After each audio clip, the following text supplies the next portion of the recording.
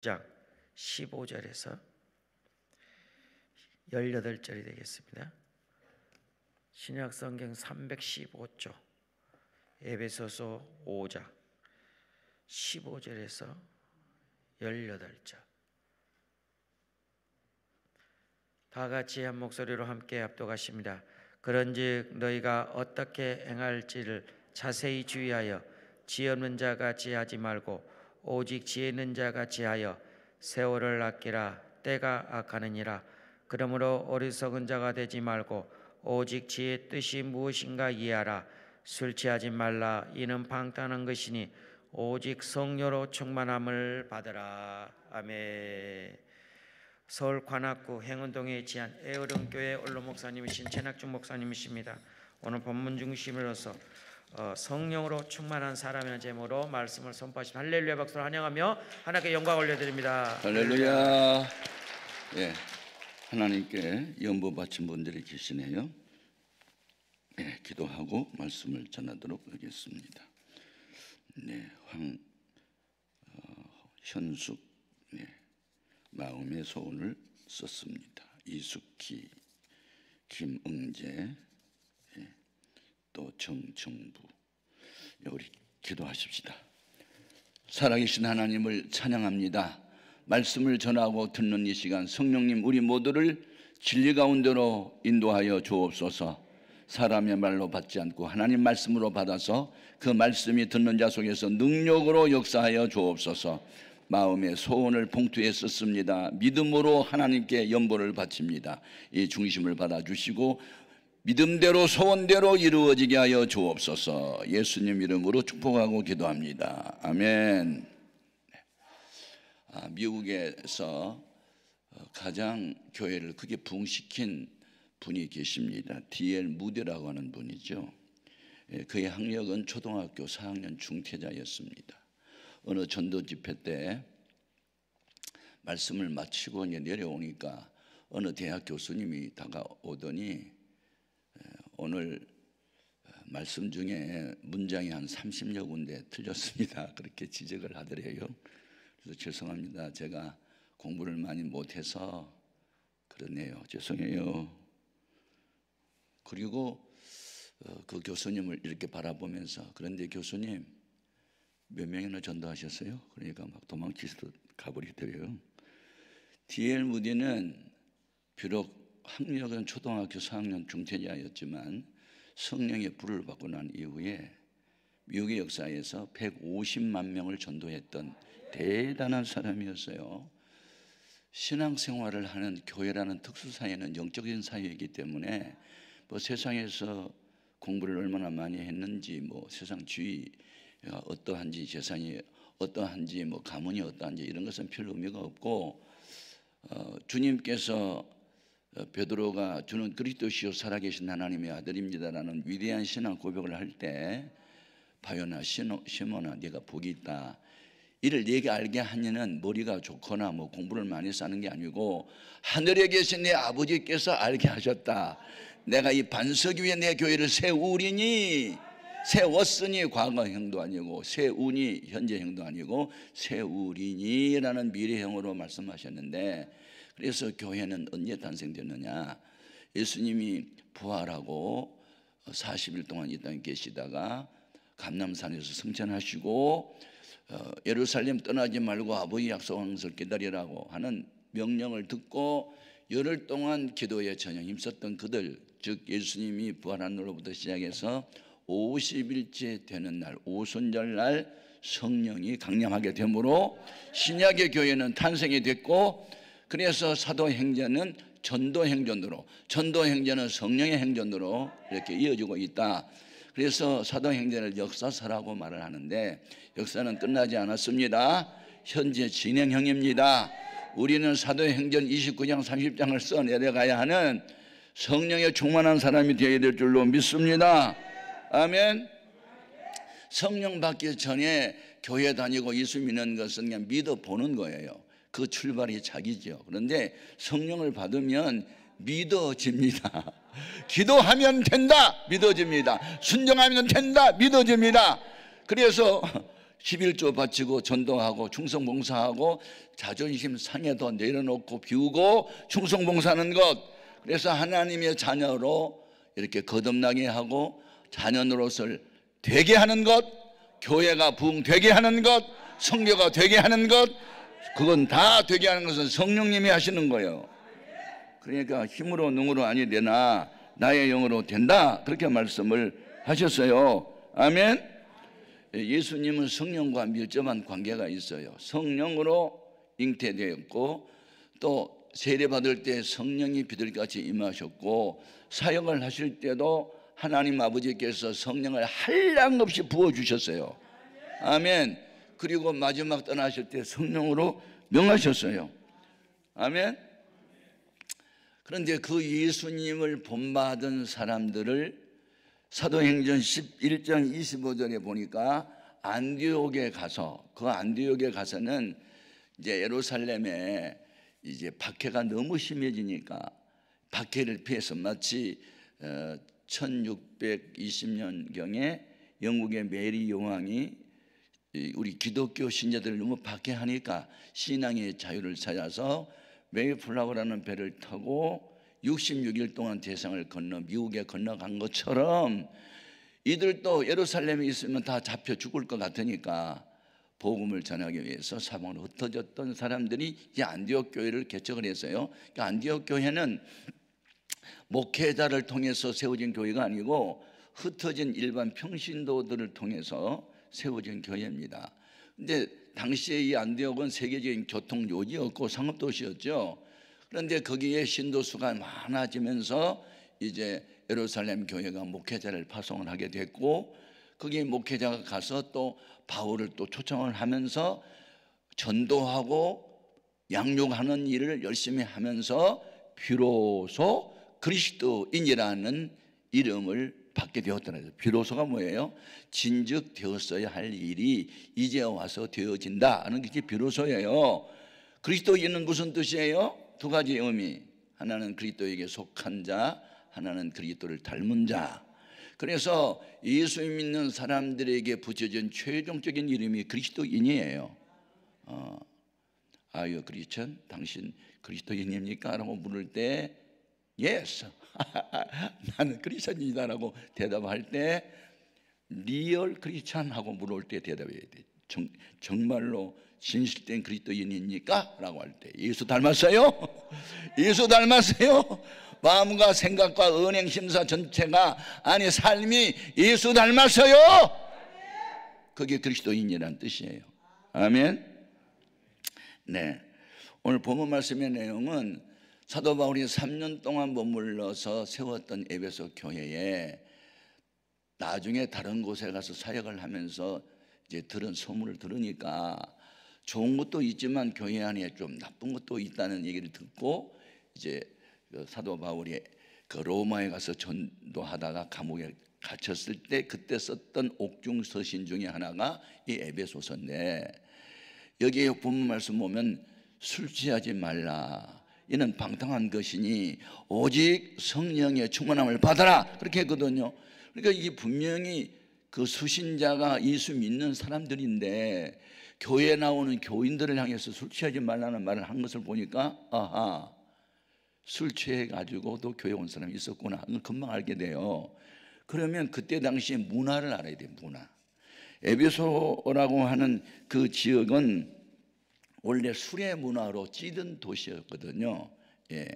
거기에는 술의 신이 있었어요. 술의 신. 예. 그래서 그 에베소 사람들이 거의 다 남녀가 술이 취해가지고 그 황홀경에 빠져요. 여러분, 술에 취하고 성령에 취하면 유사성은 세 가지가 있어요. 예. 그 근심 걱정 잊어버린대요. 술 취하면. 예. 마음이 기쁘대요. 그게 동일해요. 같아요. 성령 충만 받으면요 근심 걱정 전혀 없어요. 그냥 주님이 나만 사랑한 것 같고 내 기도만 들어준 것만 같고 막 그래요. 아멘 아멘. 그래서 세상 사람 날 부러워 아니하여도 나도 역시 내까지 것들 부럽지 않냐 하면서 혼자 춤을 추는 거예요. 그러니까 성령 충만 받은 사람도 그렇고 술에 취해도 그런데요. 두 번째 유사성, 두려움이 없어. 담대. 아무나 야 이 새끼야 막 그러면서 싸우자 그러고, 길 가는 트럭도 야 서 그럼 막 기차가 서고 막 그래요. 우리 부친이 예수 믿기 전에 기차 3번이나 세웠어요. 술에 취해가지고. 예. 겁이 없어요. 옛날에 1960년대에는 요즘 같은 그런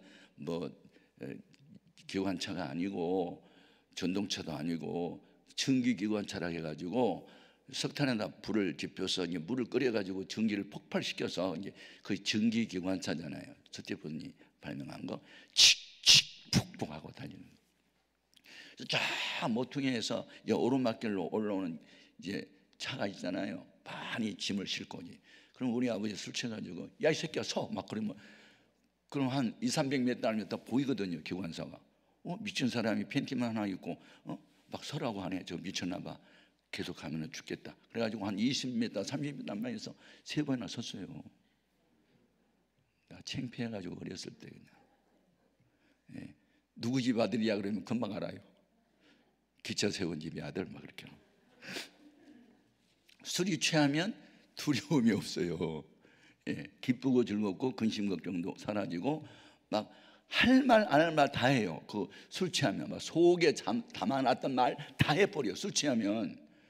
그런데 우리 20년 사람은 안 할 말은 또 안 하고 할 말만, 쓸모 있는 말만 많이 해요.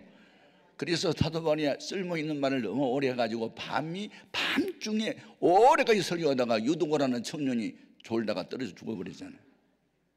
그러니까 설교 시간에 죽어 괜찮아. 또 살아나니까 또 살려줘. 이게 졸더라도 교회 와서 조는 게 괜찮아요. 할렐루야.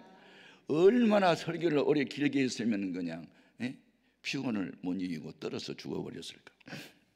바울이 또 깨안고 또 하나님 설교 시간에 사람 죽으면 됩니까? 죽은 사람 살려야지. 그리고 또 엎드려 기도하니까 또 살려주셨어요. 제가 그런 성경을 읽으면서 아하, 졸아도 교회 와서 졸아야 되겠구나. 설교 시간에 죽은 사람 또 살리시네. 뭐 여러 가지 생각을 했는데 중요하다. 그래서 그때 당시에 디오니소스라는 이 에베소에 그 수리의 신이 있었고, 사람들이 술에 취해가지고 가서 뭐 제사도 지내고 그리고 막 근심 걱정 이어버리고 그랬는데, 그런 문화 속에 있던 사람들이 이제 전도를 받아가지고 교회를 나오다 보니까 술을 끊지 못한 상태에서 약간 술이 취해가지고 교회 온 사람이 많이 있었단 말이에요. 그래서 다른 성경에는 없는데 요 에베소에만 술 취하지 말라는 말이 있어요. 교인들 가운데 술 취한 사람이 있었으니까 유사성이 있었거든요. 우리가 성령 충만 받지 말고, 아니 성령 충만을 받아야지 술 취하면 안 된다. 그 얘기 지금 하는 거예요. 예, 중요하다. 여러분, 그 안 믿는 사람들은요, 어떤 어려운 문제가 생기면 다 술로 해결합니다. 술로. 나 술 살게. 와. 고급 술집에 가가지고 잔뜩 술 먹이고, 미안하게 됐어. 용서해주고 알아서 그냥 없는 것을 하자. 그리고 웬만하면 술로 다 해결합니다. 그리고 뭐 큰 계약 같은 거 할 때도 술로 다 하고 다 그래요. 예?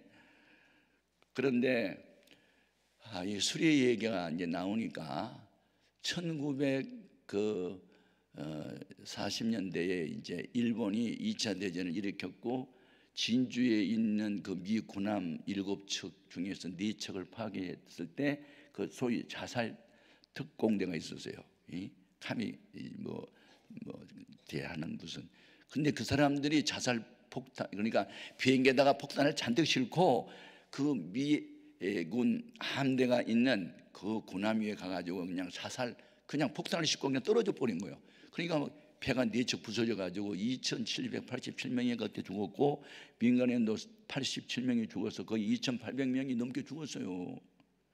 그게 술바람에 겁이 없이 담력이 생겨서, 그래서 나는 조국을 위해서 죽는다, 영광스럽게 죽는다 막 그러면서 술 먹여가지고 술 취한 상태에서 자살 폭탄을 이제 몸이 다 자살 폭탄이 되게 했던 거죠. 그래서 그때 미군이 거의 명이나 죽고 네 층의 군함이 완전히 파괴되고 반파되고 막 이렇게 했을 때 자기들이 승승장구한 줄 알고 아주 승리자로 노래를 불렀는데 미국이라는 나라가 가만히 있지 않았어요. 1945년 8월 6일 날 제가 이 사이판이라는 여기 미국 영토에 한번 가봤거든요. 우리 교단에서 파송한 선교사가 있어 전화로 갔다가 거기에서 원자 폭탄을 싣고 갔더라고요. 사이판에서 8월 6일 날. 그래서 일본이 히로시마 상공에서 팍 떠들이니까 수십만 명이 죽고 피난 가라고 삐라 뿌렸는데도 안 믿고 있는 사람 다 죽고 피난 가는 사람 살고 하여튼 그랬는데 그래도 항복을 안 하니까 1945년 8월 9일 날 또 나가사키에 가서 이번에 수소폭탄을 또 떠뜨리니까 그때 일본 천황 히로히토가 무조건 항복을 하겠다는 것이 2차 대전의 종말을 가져온 거예요. 그러니까 뭐예요? 칼을 쓰는 자는 칼로 망한다. 아멘. 술 취하면 그때는 이긴 것 같은데 망한다. 오직 성령의 충만함을 받아야 된다. 아멘 아멘. 그래서 우리는 역사 공부를 할 필요가 있는 것은 그 역사 속에서 그 명심보감인가 뭐 하여튼 한문에 나오는 게 있어요.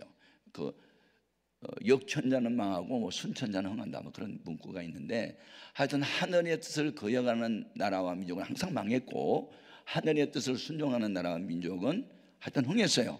성경을 모르는 사람들도 하여튼 역천자는 망하고 순천자는 흥한다. 그게 옛날부터 내려온 거예요. 할렐루야. 근데 성경을 나중에 알고 보니까 정말로 그렇게 되는 거거든. 그래서 우리는 신앙생활을 인간의 결심과 노력으로 다른 사람은 다 주를 버릴지언정 나는 주를 끝까지 따르겠습니다. 죽을지언정 그렇게 결심을 한다고 되는 게 아니고 믿어지는 믿음이 있어야 죽인다고 해도 그 길을 가는 거예요. 아멘. 그래서 오늘 우리는 성령의 충만함을 받되 재충만을 받아야 될 줄로 믿습니다. 아멘 아멘. 근데 이제 구약 성경에는 신약 성경과 좀 다른 게 특정인 몇몇 사람들에게만 하나님의 영이 임했어요.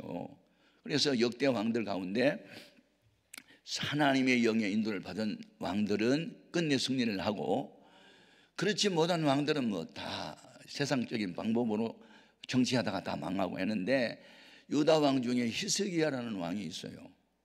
이 왕은 통치 14년째 되던 해에 그때 당시에 최강국이 아시리아거든. 아수르가 사헤립 왕이 18만 5천 명의 대군을 이끌고 와서 예루살렘을 포위하고 협박 편지를 보냈어요. 좋은 말로 말할 때 들어. 그러면 이 성 불태워버리고 너희들 다 죽여버릴 거야. 빨리 항복해. 뭐 그런 협박 편지를 이제 보냈는데 히스기야 왕이 그 편지를 받고 어떻게 했어요? 우선 기도하는 주의 종 이사야에게 이 사실을 통보해요. 이런 일이 있어요. 어떻게 하면 좋지요? 그러니까 이사야가 하나님께 기도하고 응답을 받죠. 왕이여 두려워하지 마십시오. 그 하나님이 가만두지 않을 겁니다. 그리고 그 왕 고국으로 돌아가서 죽을 겁니다. 뭐 그런 게 예언을 해요.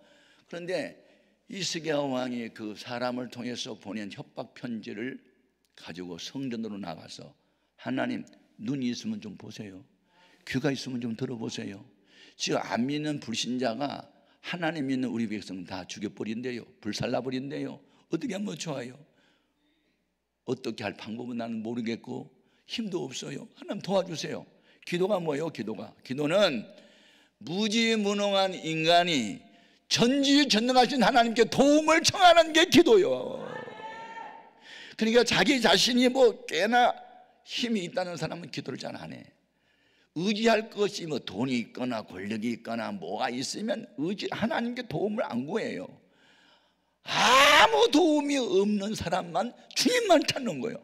그러니까 나중에 전화위복이 돼가지고 믿을 것이 세상에 아무것도 없는 사람들이 능력을 받고 하나님의 뜻을 이룰 수 있단 말이에요. 이게 그때 당시에는 내가 버림받은 것 같고 저주받는 대상인 것 같았는데 그때에 의지할 것이 아무것도 없는 상태 하나님만 의지하고 금식기도 하고 매달렸던 그것이 이제 복이 돼가지고 평생 하나님의 영광을 위해서 살게 된단 말이에요. 이 기도원에는 아무나 온 게 아니에요. 어찌 해야 좋을지 모르는 사람이 왔어. 어디 가야 좋을지 모르는 사람이 왔어. 죽을 수도 없고 살 수도 없고 막 진퇴양난 인간의 한계 상황에 부딪히는 사람들이 보통 기도원 오거든요. 그런데 이런 것들이 결국은 하나님을 만나는 기회가 되고 능력을 받을 수 있는 기회가 되고 성령 충만한 기회가 되어서 전화위복이 될 줄로 믿습니다. 아멘 아멘. 중요하다. 그래서 그 여호사밧 왕 같은 경우도 그래요. 모압과 암몬과 연합군들이, 아무튼 이제 히스기야 왕 좀 얘기 계속할게요. 그래서 그날 밤 밤새도록 부르짖어 기도했는데 아침에 일어나서 보니까 18만 5천 명이 다 송장이 됐어. 아수르 군대를 하나님이 미카엘 천상을 보내가지고 다 죽여버린 거예요. 그리고 선헤립이라는 왕은 본국에 돌아가서 자기가 섬기는 니스록이라는 신전 앞에 가서 제사를 지내고 있는데 자기 친아들이 둘이 와서 칼로 찔러서 아버지를 죽여버려. 여러분,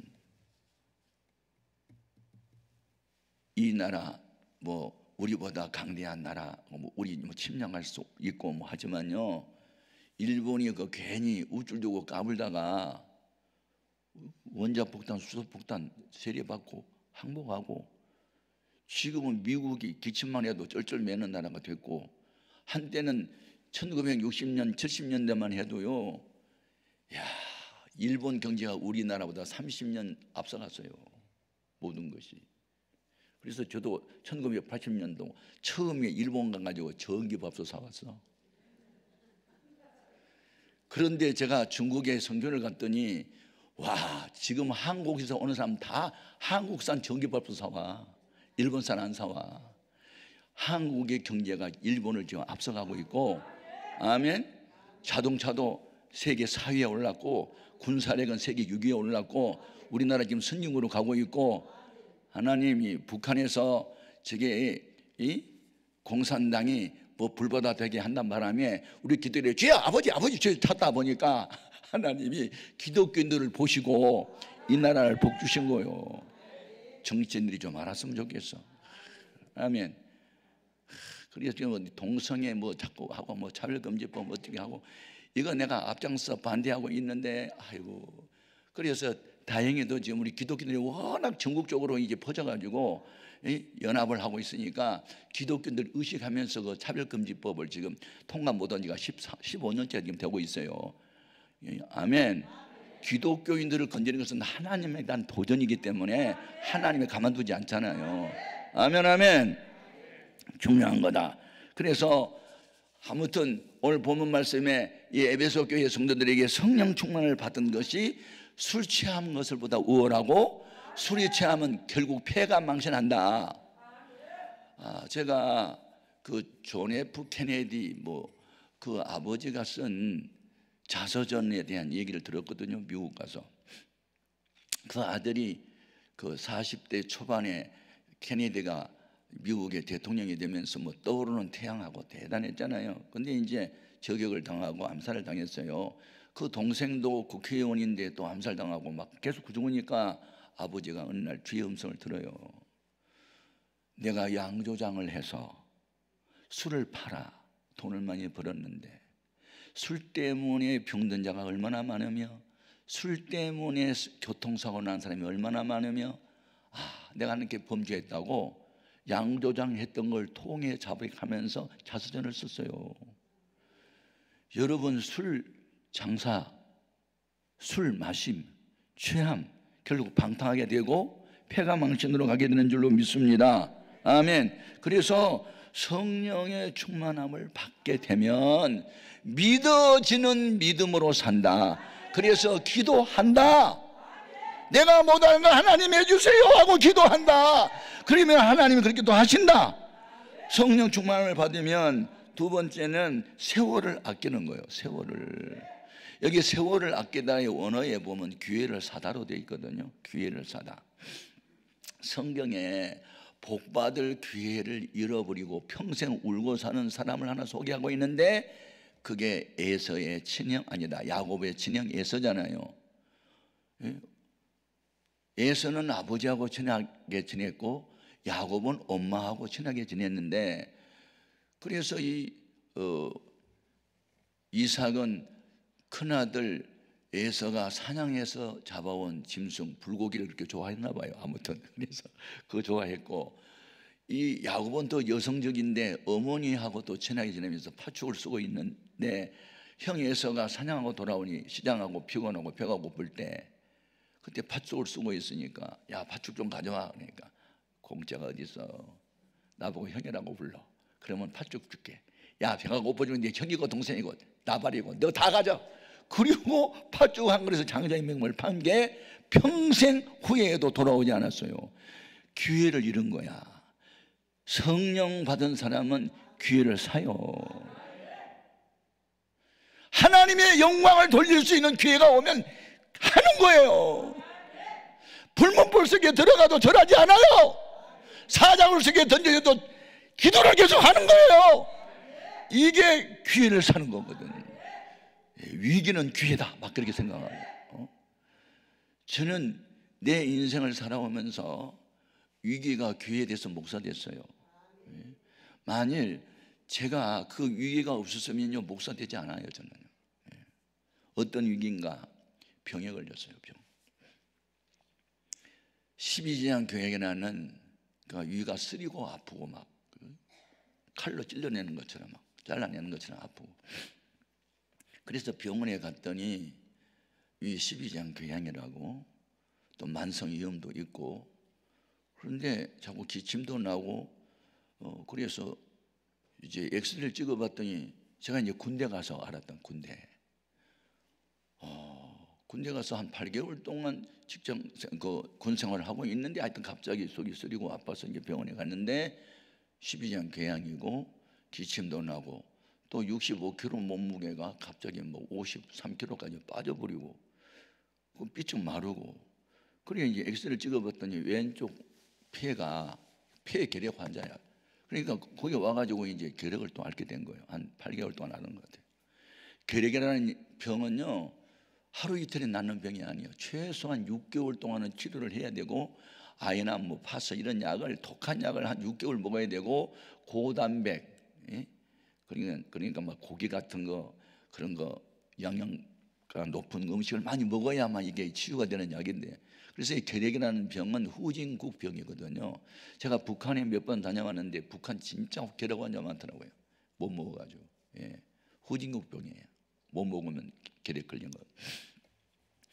그래가지고 이제 결핵 환자들만 수용하는 병원이 있어요. 육해공군 다 마산과 밀양에 있어요. 육해공군에서 하여튼 병사들이 결핵 환자 걸리면 다 걸로 보내요. 아유, 가서 보니까 결핵 환자들만 우울하는 데 내가 갔잖아요. 근데 가가지고 뭐 내가 왜 이런 고난을 당해야 하고 뭐 고민하고 그러다 보니까 불면증이 왔어요. 불면증. 잠이 안 와. 8개월 동안 잠을 못 잤어요. 우울증이 왔어요. 우울증이 뭔지 알아요? 우울해요. 이 밝은 것이 싫어요. 어두운 것이 좋아요. 사람들이 많이 모이는 곳에 가기 싫어요. 혼자 있기를 원해요. 그리고 이 생각에 항상 부정적이에요. 나 하나 죽으면 부모 형제라도 편안하지. 나 때문에 여러 사람 고통당하네. 나 자살해야지. 우울증이 심하면 자살이라는 생각이 자꾸 와요.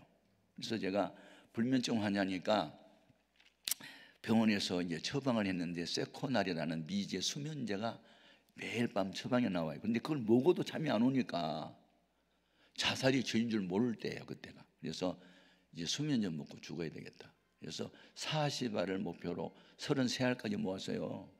그런데 그때 당시에는 군목이 많지 않았고 이렇게 순회를 했어요. 근데 어느 주일날 그 부대 안에, 병원 안에 이제 이 교회가 있어요. 그래서 뭐 하사관, 군종 하사관이 뭐 설교도 하고 막 그랬는데, 어느 목사님이 온다니까 막 웬만한 사람들이 다 모였어요.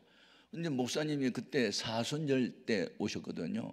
고난중 안에 와가지고 고난에 대한 설교를 하시더니, 여러분, 예수님이 제자종 하나 가르쳐주다가 돈에 눈이 얻어서 은 30세기를 받고 예수님을 팔아먹은 외국 이 인신매매범이 거기 있다고 말이에요. 그런데 나중에 이게 죄책감 때문에 괴로워서 뒷동산에 올라가서 목매어 자살을 했는데, 자살은 스스로 자기 목숨을 끊는 겁니다. 살인, 남을 죽인 것도 살인죄지만 하나님이 주신 생명을 스스로 끊어도 살인죄입니다. 살인죄는 지옥 갑니다. 그런데 손가락질을 하는데 꼭 나를 향해서 하는 것 같아요. 이렇게. 와, 나 그런 소리 처음 들었어요. 자살이 살인죄에 해당되고 살인자는 지옥 간다는 설교를 얼마나 강하게 하는데 막 나를 향해서 막 손가락질을 막 하는 거예요. 아니, 저분이 어떻게 나를 알고 내가 자살 생각을 알고 이렇게 하나. 내가 그때 예수를 믿을 때고, 근데 성령 세례는 아직 못 받은 때냐. 아유, 지옥은 가면 또 안 되겠더라고요. 그래서 그런데 그때 당시에 의사가 이 전전한 병명이 7가지예요. 7가지. 그래서 소화기 계통의 병을 잡으려고 그러면 호흡기 계통이 망가지고, 호흡기 계통의 병을 잡으려면 소화기가 망가지고, 둘 다 함께 잡으려고 하니까 중화작용이라는 것이 생겨서 이 약발 저 약발 안 맞는다. 그래서 나는 소위 병원에서 난치병 환자로 아주 제껴놓은 거야. 그걸 내가 알게 돼요. 그리고 의사가 나를 만나면 고개를 까부뚱까부뚱 한숨을 쉬니까, 아니, 환자 앞에서 의사가 한숨 쉬면 안 돼요. 곧 죽을지라도 그냥 긍정적으로 말을 해야지. 그러니까 의사가 자신감 없어 보이는 표정을 보이고 고민하는 모습을 보고 담배를 자꾸 피우는 걸 보면서, 아하, 나는 자살해야 되겠다. 의사 태도 보고 내가 자살 생각했어. 그래서 의사 되신 분들은요, 절대 환자 앞에서 그렇게 부정적인 태도를 보이면 안 돼요. 제가 그랬으니까. 그래가지고 이제 그걸 버렸는데, 나중에 그래서 이제 하도 속이 쓰리고 아프니까 위로 수술을 하면 나을까 싶어서 위장 수술을 좀 해달라고 갔더니, 그렇게 많이 아프냐고. 그러면 그 암실로 좀 와라고 금식을 하고, 날짜 정해가지고 갔는데, 뭐 이렇게 하얀 약을 먹게 하더니 암실에서 이렇게 엑스선을 투사를 해가지고 보니까, 아이고, 너무 많이 얼었다고, 그 잘라내고 이어야 되겠다고. 수술 시간은 옛날에 지금부터 한 50년 전 이야기니까 한 40몇 년 전 이야기니까요. 그때는 의술이 그렇게 많이 발달한 때가 아니에요. 그래서 이게 다 배를 가르고 창자를 끌어내고 잘라내고 입고, 그런데 8시간 반 정도 걸린다 하더라고요. 시간은. 그래서 이제 수술 날짜를 잡았어요. 5월 15일로.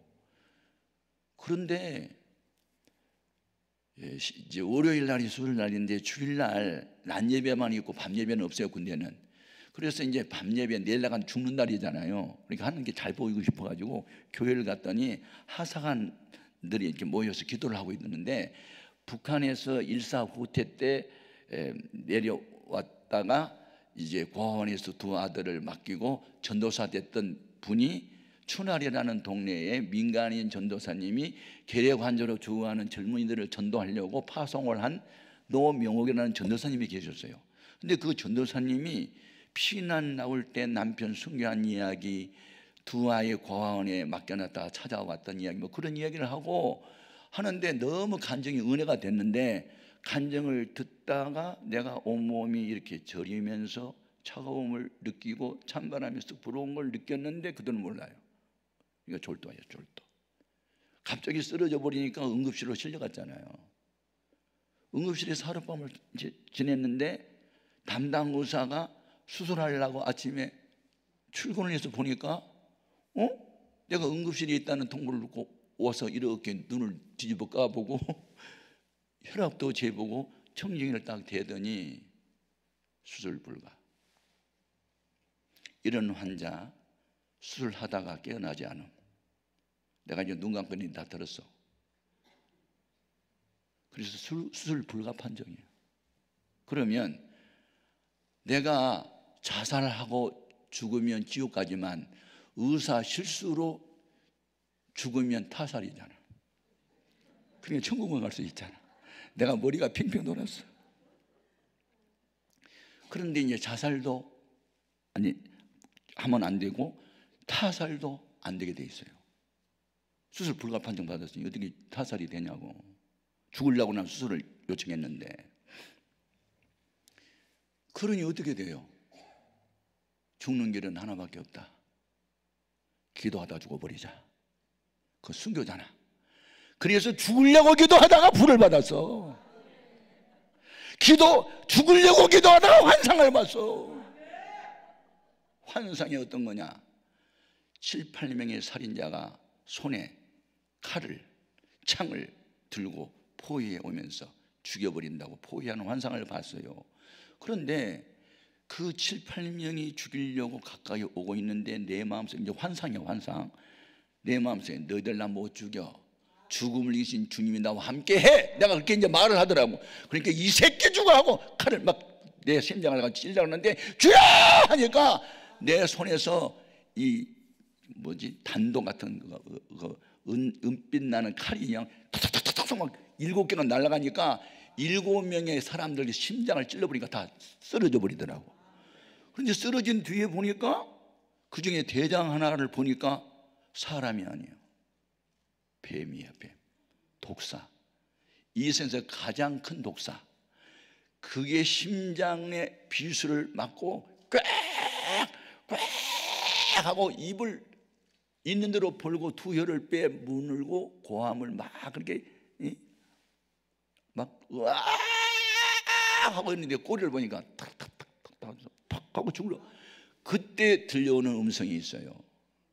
로마서 8장 1절 2절. 그러므로 그리스도 예수 안에 있는 자에게는 결코 정죄함이 없나니 이는 그리스도 예수 안에 있는 생명의 성령의 법이 죄와 사망의 법에서 너를 해방시켰다. 너를 해방시켰다. 죄와 사망의 법에서 너를 해방시켰다. 모든 7가지 병은 떠났다. 그런 음성이 막 우렁창에 들려오는데 내 자신도 모르게 감격의 눈물이 쏟아지고 얼마나 많이 울었는지 몰라. 가슴이 불처럼 뜨거워지고 온몸이 능력이 임하고 막 살을 옮길 만한 힘이 오고 기쁨이 충만해지고, 그때 내가 하나님, 의사도 못 고치는 병을 주님이 고쳐주시면 이 생명 다하기까지 복음 전하면서 살게요. 이 한마디 서원 기도가 나를 불을 받게 했고 나를 목사 되게 했고, 그래서 제대하고 신학교에 들어가서 목사가 된 거예요. 난 목사 사람이 아니었어. 그래서 제가 경험한 게 있어요. 인간의 마지막은 하나님의 시작이다. 힘으로 안 되고 능으로 안 되고 경험으로 안 되고 과학으로도 안 되지만 하나님의 성령이 임하면 된단 말이요. 된다니까 돼. 그래서 예수밖에 없다. 예수밖에는 구원자가 없다. 믿을 분도 예수밖에 없다라고 외치다 보니 전 세계를 부흥에 인도하러 다니고 열심히 예수에 대한 공부하다 보니 박사학위 받고 교수도 되고 방송도 하고 책도 쓰고 하면서 오늘의 내가 여기 있게 한 거예요. 여러분, 힘으로 능으로 되는 게 아니에요. 하나님이 성령으로 돼. 그래서 기회가, 세월을 아끼라는 말은 기회를 살아. 아멘. 우리에게 기도할 기회 주면 기도해야 됩니다. 전도할 기회에 전도해야 됩니다. 헌신할 때 헌신해야 됩니다. 헌금 바칠 때 감동하면 해야 됩니다. 그 기회에 사는 거예요. 느부갓네살 왕의 금주상 앞에 절에 안 하면 풀무불 속에 던져 죽여버릴 거야. 평일보다 7배나 뜨겁게 해서 죽일 거야. 왕이여, 이 일에 대하여 우리가 대답할 필요가 없나이다. 만일 그리하시면 살아계신 하나님이 우리를 풀무불 속에서 건져내실 것이요, 그리 아니하실지라도 절하지 아니하겠나이다. 이게 뭐예요? 풀무불보다도 더 뜨거운 성령의 불이 함께 했기 때문에 풀무불이 두렵지 않았던 거예요. 또 담대하라, 두려워하지 말라고 해서 담대하고 두려워하지 않으려 하십니까? 하나님의 영이 함께 할 때만 강하고 담대함이 생기고 두려움이 사라지는 겁니다. 불안, 두려움 다 사라집니다. 기쁨, 확신, 감사가 넘칩니다. 이렇게 살다 보니 영혼이 잘 되니까 범사도 막 풀리고 육체의 강건함도 따라오고, 여러분, 영적인 존재가 되어야 됩니다. 오직 성령의 충만함을 이길 사람이 없습니다. 성령 충만한 사람은 기회를 삽니다. 아멘. 그래서 그 기도하라고 해도 잠을 잤던 그 세 제자 있잖아요. 베드로, 야고보, 요한, 깨워놓으면 자고 깨워놓으면 자고. 나중에 오순절날 성령 받고 난 뒤에 그들이 졸았다는 말이 없습니다. 하루에 3번씩 시간을 정해놓고 기도했지. 아니 3번만 기도 안 하지 날마다 성전에 모였는데, 제가 신학대학원에 나가서 사도행전을 한번 강의한 일이 있어요. 그게 보니까 그 새벽이 언제였을까? 그때가 날마다 모였다는데, 사도행전 2장 46절 그 날마다가 언제였을까 보니까 5장 21절에 보니까 새벽이더라고. 새벽마다 모여서. 그래서 뭐 길손종 목사님 우리나라의 새벽기도로 창시자 그런 게 아니고, 예수님은 새벽기도 물론 하셨죠. 마가복음 1장 35절에. 그런데 이 사도들이 말이죠, 새벽에 가서 가르쳤죠. 새벽에. 그래서 초대교회의 역사는 새벽기도 역사였어요. 그래서 성령의 불을 받아야 새벽을 깨울 수 있습니다. 시편 46편 5절에 보면 우리가 믿는 하나님은 새벽에 도우시리로다. 새벽에 도우셔. 홍해가 언제 갈라졌대요? 빨리 대답해 봐요. 새벽에. 만나가 언제 내렸대요? 새벽 그러면 다 정답이에요. 여리고성이 언제 무너졌대요? 예수님이 언제 부활했대요? 예수님이 언제 오신대요? 그건 몰라. 아무튼 여러분, 위대한 일들은 다 새벽에 일어났더라니까요. 아브라함이 아들 번제로 드릴 때 일찍 일어나서 새벽에 일어났어요. 새벽은 하루 20시간 중에 눈을 뜨고 하루 일과를 시작하는 첫 번째 시간이 새벽이에요. 그래서 시간의 첫 시간을 첫 번째 시간 하는 게 드린다. 그게 새벽기도 운동이고, 그래서 새벽기도를 시작하는 사람은요, 하나님과 동행하는 사람이에요. 성령이 함께하는 사람이에요. 그래서 여러분, 힘들고 어려워도 습관은 제2의 천성이라는 말이 있어요. 여러분, 우리의 천성적으로 받은 DNA, 부모님을 통해서 얻은 것은요, 이건 변하지 않습니다. 뭐 음성이랄지 동공, 뭐 지문, 피형, 이런 뭐 성령 충만 받는다고 바뀌어진 거 아니에요. 그대로 가요. 그런데 좋은 습관이 있잖아요. 새벽기도, 뭐 순종, 뭐 온유 겸손, 그리고 전도, 막 여기 습관화되어 있잖아요. 이 습관화되어 있는 것을 제2의 천성이라고 그래요. 여러분, 성공한 사람들의 특징, 공통점, 좋은 습관이 있습니다. 아멘. 힘들고 어려운 일 있으면 금식기도 하는 거 습관, 새벽마다 나와서 새벽기도 하는 거 습관, 교회 가지 않은 예배 시간에 빠지지 않는 습관. 아멘, 아멘. 중요합니다. 예.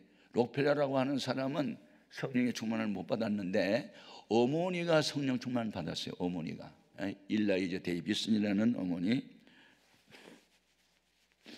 저는 록펠러가 어머니를 기념하는 리버사이드 처치라고 하나, 하여튼 뭐 강변교회라는 뉴욕에 있는 교회를 내가 가봤는데요, 어마어마하게 크게 지었더라고. 어머니를 기념하기 위해서 지은 교회인데요, 어머니 그 일라이저 데이비슨이라는 어머니가 이 록펠러를 믿음으로 키우려고 8시부터 몇 가지 조항을 써서 줬어요.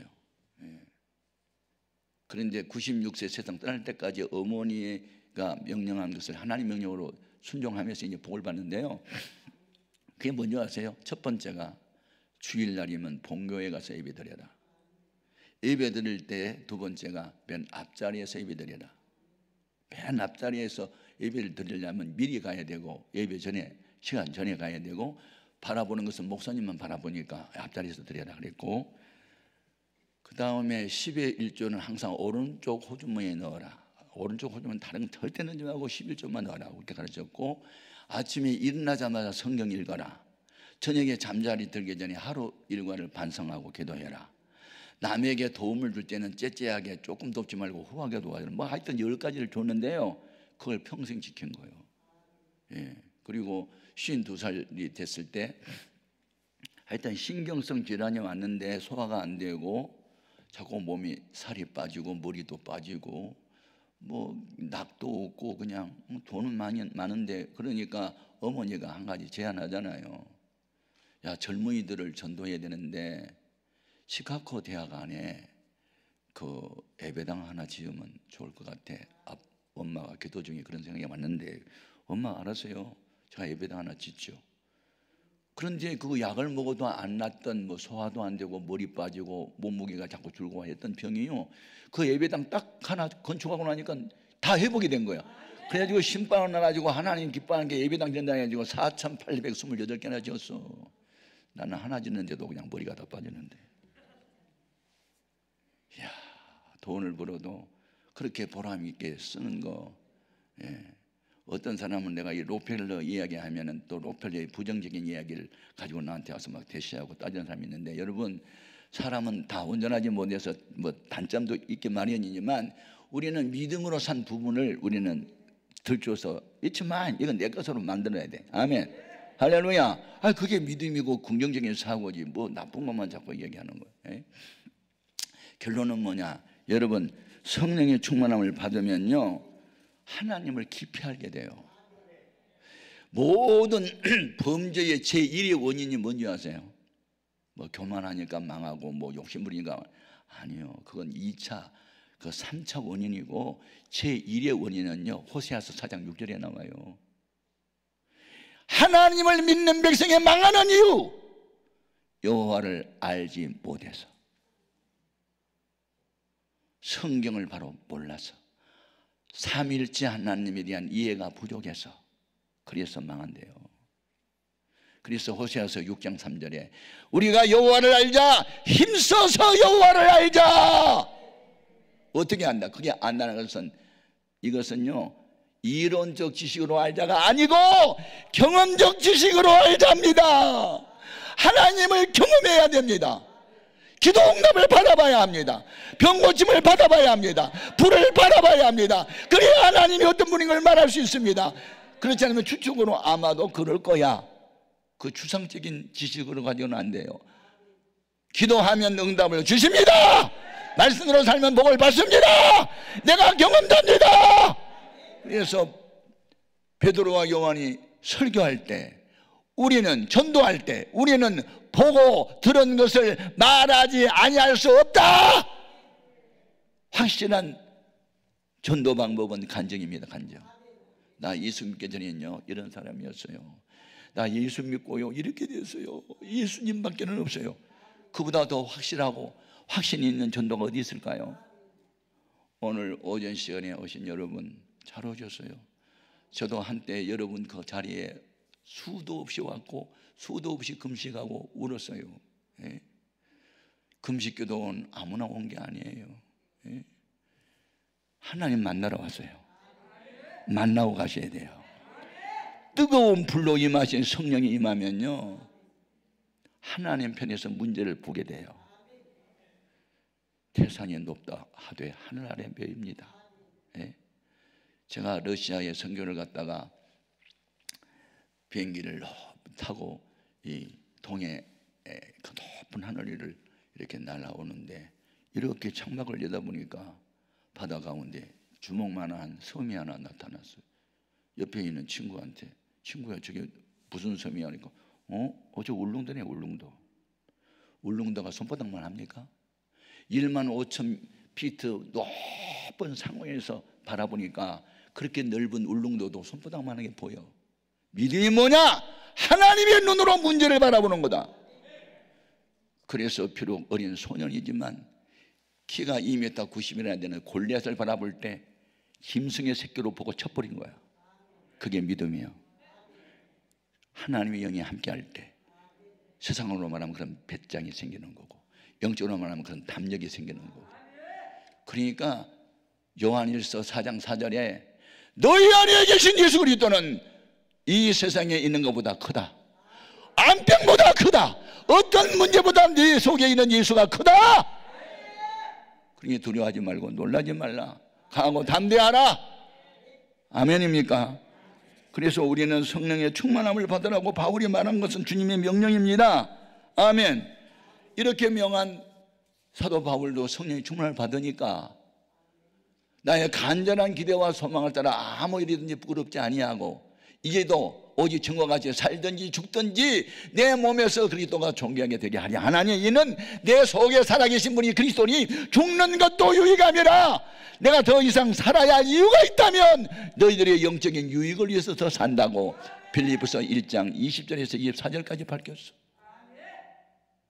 살아야 할 이유, 더 오래 살아야 할 이유, 내가 살아있으므로 누군가에게 영적인 도움을 주기 위함이 아니면 더 이상 살아야 할 이유가 뭐가 있어요?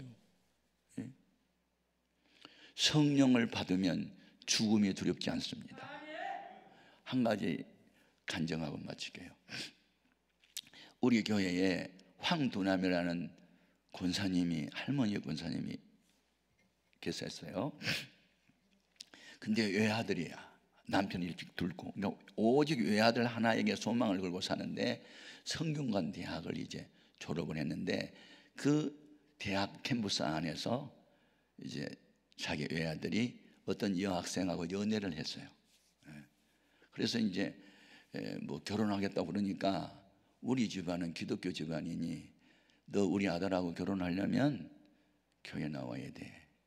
내 어머니 염려 마세요. 교회 나갈게요. 그리고 이제 결혼 전에 교회를 열심히 나왔어요. 그런데 결혼하고 난 뒤에 아파트 하나 해서 주고 또 따로 살게 했더니 가끔 나오는 거야. 주일 낮에만 나오고 밤은 안 오고 술도 안 오고 이제 이렇게 되니까 또 한 달이면 또 한 2번 나오고 말고 또 이러니까 이제 어머니가 화가 났어요. 너 결혼 전에 우리 아들하고 결혼하려고 할 때는 열심히 나간다 하더니 결혼하고 난 뒤에 이렇게 변절이 돼가지고 교회도 안 나오고 그러면 되냐? 어머니, 대한민국 헌법 아세요? 종교는 자유라고. 아니 이렇게 나오니 똑똑한 며느리가 노인 할머니 권사님한테 대들었어요. 그러니까 어머니가 너무 상처가 된 거예요. 이게 며느리, 똑똑한 며느리 하나 들어오더니 뭐 헌법 갖고 나오고 뭐 이렇게 하니까 막 울면서 기도해요. 울면서. 그러니 이제 며느리만 안 나오면 그것도 그냥 이해가 되는데 아들까지 안 나와 버리니까 여러분 결혼 전에는 엄마하고 따르지만요 결혼하면요 뺏겨요. 알아요? 뺏길 거 각오해. 아예 그냥 결혼하면요 우리 내 아들 아니요. 그냥 여자 말 듣게 돼 있어요. 이렇게 하는 거예요. 또 성경이 또 그렇게 돼 있어요. 부모를 떠나. 그렇게 됐으니까 부모 떠나야 돼요. 그런데 홀로 사는 과부 어머니가 빨리 잊어요? 못 잊어요. 며느리가 믿고 이제 아들도 믿고 다 미운 거예요. 뭐 상처가 되는데 하여튼 세월이 흘렀어요. 교회 안 나와 버렸어요. 그런데 어느 날 그 며느리가 암에 걸려요. 암에. 자궁암에. 그래서 을지병원이라는 병원에서 이제 자궁을 드러냈어요. 나중에 또 한 6개월 지나고 보니까 또 다른 데가 또 뭐 피해가 또 안 좋아서 가봤더니 아이고 온몸이 다 퍼져버렸어요. 말기암 환자가 되어서 항암 치료를 받는다고 이제 뭐 머리가 다 빠져버리고 그랬는데 이제 뭐 위기에 닥치니까 부축을 해가지고 교회를 나온 거예요. 부축을 해가지고 비틀비틀 이렇게 하면서 애를 뭐 벌써 이제 뭐 딸 둘 낳고 뭐 아들 하나 낳고 하여튼 뭐 세월이 흘렀는데 그래서 이제 새 가족이 왔으니까 제가 이제 새 가족 신방을 갔어요. 42살밖에 안 됐는데 막 우는 거예요. 이제 목사 생활을 한 10년만 하면요 눈치학 박사가 돼요. 눈물이 분석이 됩니다. 왜 우는지 다 알아요. 죄 회개하고 우는 눈물인지 신세 타령을 우는지 다 알아요. 보니까 신세 타령, 이 어린아이들을 세상 두고 내가 어떻게 떠나 그러면서 우는 것 같아. 그래서 내가 자매님 한 번 죽는 것은 하나님이 정한 거라 아무도 못 막아요. 좀 더 빨리 죽느냐 늦게 죽느냐 그 차이만 있을 뿐이에요. 다 죽어요. 저도 죽을 거거든요. 죽음을 슬퍼하거나 노여하거나 두려워하는 것은요 영원히 구원받지 못해서 그렇고 내세의 천국을 확신하지 못해서 그런 거거든요. 그러니까요 내일 죽어도 천국 간다는 확신만 있으면요 그런 눈물 안 흘립니다. 그리고 내가 이제 바른 말을 해주고 의사가 뭐 2-3개월 못 넘긴다고 하면요 거의 못 넘겨요. 그러니까 시간이 없네요. 성경을 다 읽을 시간이 없네요. 요한복음을 읽으세요. 시간 나면 사도행전을 읽으세요. 요한복음은 예수님이 누군가를 가장 많이 소개한 책이고 사도행전은 성령 받은 사도들의 그 신앙생활, 성령 받은 교인들의 생활을 기록하고 있어요. 그러니까 시간이 없으니까 요한복음하고 사도행전을 계속 읽으세요. 아멘. 그리고 이제 돌아왔어요. 그리고 내가 10만 약속을 했어요. 이제 뭐 한 3주나 2주 하여튼 하고 이제 또 약속된 그때 이제 갔어요. 근데 뭐 예배 시간에 한 번도 안 빠지고 부축에서 나오니까 예뻐 보이잖아요. 부축에서 나오니까. 그런데 순종하는 것이 또 예뻐서 이제 갔어요. 그런데 성령 받아야 된다는 얘기를 했어요. 성령은 사모하면 된다. 전날날 지은 죄 회개하면 된다. 그리고 믿음으로 기도하면 된다. 그리고 내가 가르쳐주고, 그러니까 막 우는데 이번에 눈물은 또 죄 때문에 울더라고요. 내가 시어머니 말씀을 잘 들었어야 되는데 고집 부리고 똑똑한 체하고 대들고 잘못했다고 하면서 막 엉엉 우는 거예요. 이제 시어머니 앞에서 막 우는 모습을 바라보니까 불쌍한 생각이 들잖아요. 그래서 통성기도를 시켜놓고 머리에다 안수를 때 랄랄랄랄랄라고 또 쓰러져. 또 성령을 또 받은 거야. 할렐루야. 하여튼 뭐 사모하는 사람, 목회를 하다 보면 간정이 많아요. 그런데 한 이제 2, 3개월이 더 지났어요. 근데 안 죽었어요. 또 뭐 2, 3개월 죽는다는데. 이제 그랬는데 갑자기 새벽 2시에 우리 집에 긴급 전화가 온 거예요. 그 남편이 바로 우리 이웃집에 살았는데요. 목사님, 밤중에 죄송해요. 빨리 좀 오셔야 되겠어. 막 전화를 해다 우는 거예요. 그래서 내가 감을 잡았어요. 아, 아내가 죽어가니까 무서우니까 전화했구나. 잠자는 아내를 또 깨우니까 눈이 뻘개가지고 웬일이야. 사람 죽어가나 빨리 일어나. 그래가지고 이제 둘이 갔잖아요. 새벽 2시에 갔더니 아랫목에서 죽을 때 호흡 어떻게 해요? 그러고 죽잖아요. 한번 봐봐. 정상적으로 호흡하지 않아. 그렇게 숨이 그리고 꼭 이렇게 숨이 끊어졌다가 그러다가 딱 보통 죽어요. 내가 임종을 몇 번 지켜보니까 그래요. 그거 하고 있더라고 이제. 그래서 그럼 이제 끝나는 거야. 그때 무슨 찬송을 부를까요? 하고 묵상했으니까 죽을 때 편안하게 죽어야 되니까 평화 찬송을 부르고 싶어서 평화 평화로다 하늘 위에서 내려오네 그 사랑의 물결이 영원토록 하고 이제 평화의 찬송을 은은하게 이렇게 이제 불러줬어요. 이제 편하게 이제 숨을 거두라고 그랬는데요. 2절째 부르고 있는데 푹 소리가 나요. 그래서 눈을 떠서 보니까는 아니 푹 하더니 눈을 떴는데 내 눈하고 마주쳤어. 한번 생각해봐. 죽다 말고 눈 떠갖고 눈이 마주쳤어. 믿음 없으면 간 떨어져.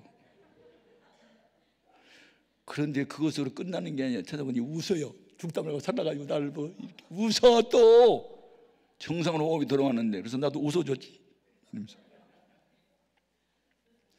목사 하려면 연출도 잘해야 돼요. 그런데 혀가 굳어졌는데 말을 이렇게 하는 거예요. 목사님 너무너무 좋아요. 아니 죽다 말고 살아가지고 뭐가 좋대요. 그래서 뭐가 그렇게 좋아요?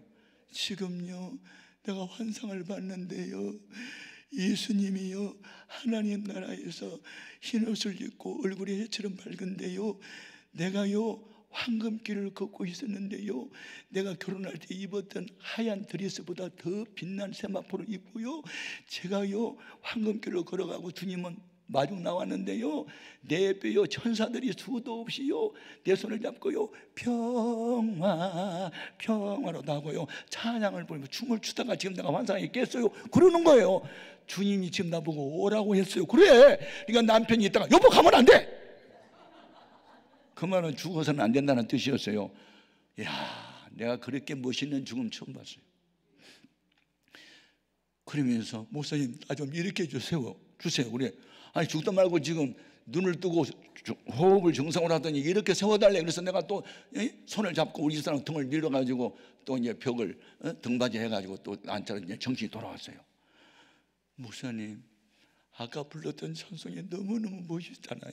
한 번만 더 불러주세요. 그러는 거예요. 그래서 또 신방대원도 없이 우리 집사람 나오고 그 집 식구들하고 그리고 이제 찬송을 불러요. 그랬는데요 정신이 완전히 돌아오더니 유언을 하는 거예요. 딸을 둘을 낳고 아들이 이제 어린데요 기동아. 왜 기동인지 알아요? 하도 귀해서 기동이야 이름이.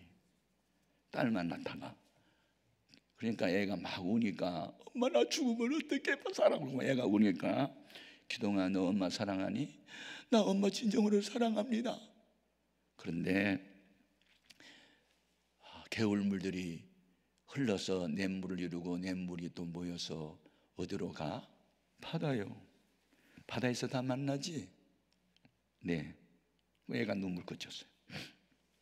사람은 이렇게 살다가 바다와 같은 천국에서 다 만난대.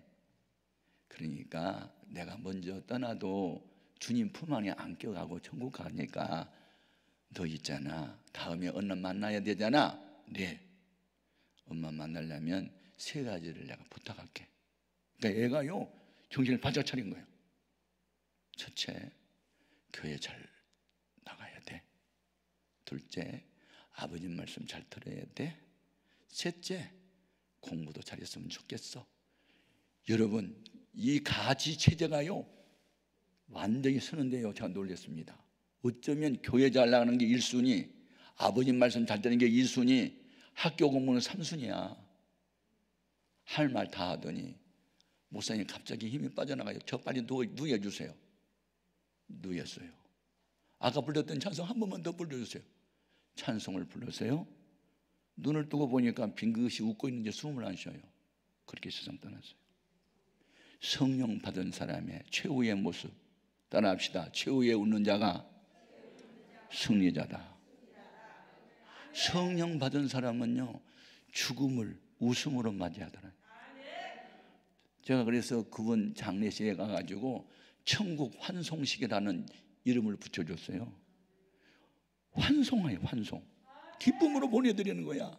이렇게 멋있는 죽음이 어디 있어요. 최후에 죽을 때 빙긋이 웃으면서 잠들듯이 그렇게 주님 품 안에 안기는 모습을 봤어요. 성령 받아야 해요. 성령을 받으면 믿어진다니까요. 성령을 받으면 기회를 잡는다니까요. 성령을 받으면 최후의 웃는 자가 된다니까요. 하나님, 그런 은혜를 나에게도 부어주시옵소서. 하나님, 그런 은혜를 나에게 부어주세요. 성령 충만지에 충만해 주소서. 다 같이 주의 이름으로 3번 부르고 통성으로 기도합니다. 주여, 주여, 주여.